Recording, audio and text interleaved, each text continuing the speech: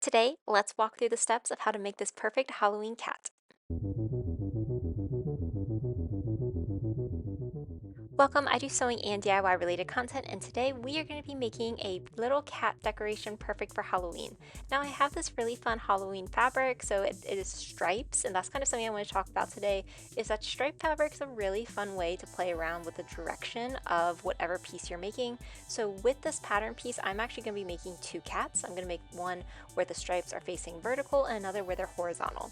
Now this is actually a very simple pattern. You're just going to take this pattern piece and cut out two pieces of fabric, so then you're going to be matching them with right sides together. I've actually made this pattern before. I made it for a Mother's Day gift, and I will be sure to include the link to the free pattern below in case that's something you're interested in. The first step though, after you've cut out your fabric, is you're going to be matching that fabric with right sides together and just pinning it all the way around. Now the one challenging piece that I will say with this cat is, as you can see, there are a lot of little curves and loops that we have to go around and sew. So on the back we have where we're going to be leaving that gap, and that's going to be used for turning it right side out and stuffing. Now we are going to actually go through the process of sewing though, so I took about a 1/4 inch seam allowance and very carefully went through all these curves. So my biggest piece of advice is be sure you're pivoting your fabric, you're taking your time. For this, it is definitely not one of those rush pieces to sew through. You want to take your time to do it. Now that I have the one done, I'm going to go ahead and start the process for the second. For this, it is so important with this pattern that you are clipping your curves. Now I have a whole video on sewing on a curve and this whole clipping process, but basically we're cutting out little notches in our fabric as close to the seam as we can on any of these curved portions. This is going to give our fabric a little bit more breathing room and space, basically when we turn it right side out, so that the fabric isn't puckering up.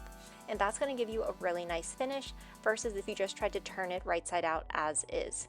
So since I have all these curves done, I am now going to turn it right side out, which the cat's looking great.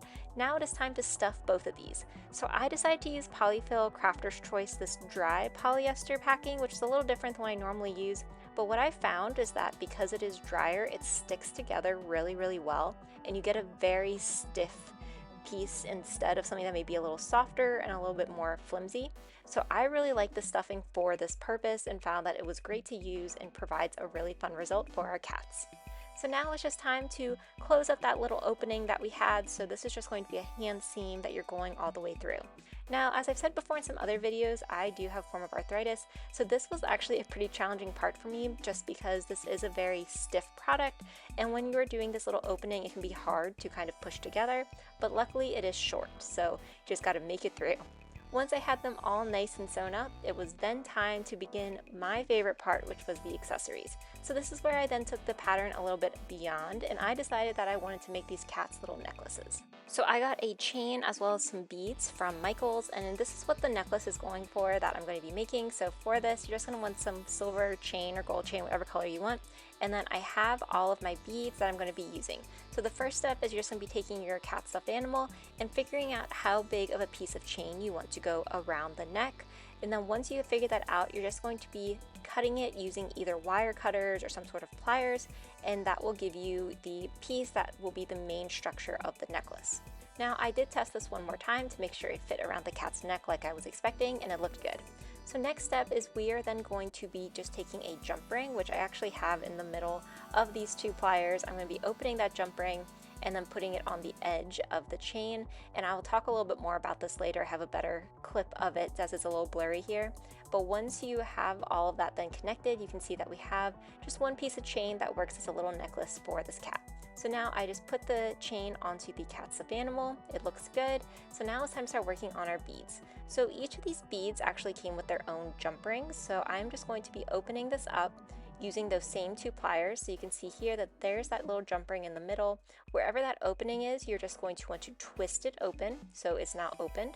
And then where that twisted open portion, you're just going to attach it onto your chain. And then I'm just going to be closing that jump ring. So once I've completed this for the one bead, I'm just going to go through and do this for the rest of my beads. I used about 6 different beads and just repeated the process of opening the jump ring by twisting it and then twisting it back onto the chain so that it would stay in place. I found this was a really actually fun and relaxing thing to do, and I loved how they started to turn out. So here are all the beads. I love how they look. So the last step is I want to make sure that this necklace doesn't fall off the cat at any point, so I'm going to be using clear thread to sew it into place. I specifically opted for clear thread because I didn't want you to be able to see these little hand stitches that I'm doing. You could definitely have gone with a color if you would have liked. Just be aware that you will then be able to see the stitches a little bit more versus if you use this clear thread. I found that I could get the clear thread on Amazon, Joann Fabrics, a lot of different fabric stores have it. So if you're looking for it, just take a look in your local region. So this is what the necklace looks like on the kitty. It is so cute. I absolutely love how these turned out. I'm so excited with using them as Halloween decorations. So the second one is actually going to be going to my mom. And now we can both have sort of like a matching cat, even though one is vertical and one has the horizontal fabric. If you enjoyed this video, be sure to like, comment, and subscribe. Also, let me know what else you want to see for the upcoming spooky season. Thanks for watching.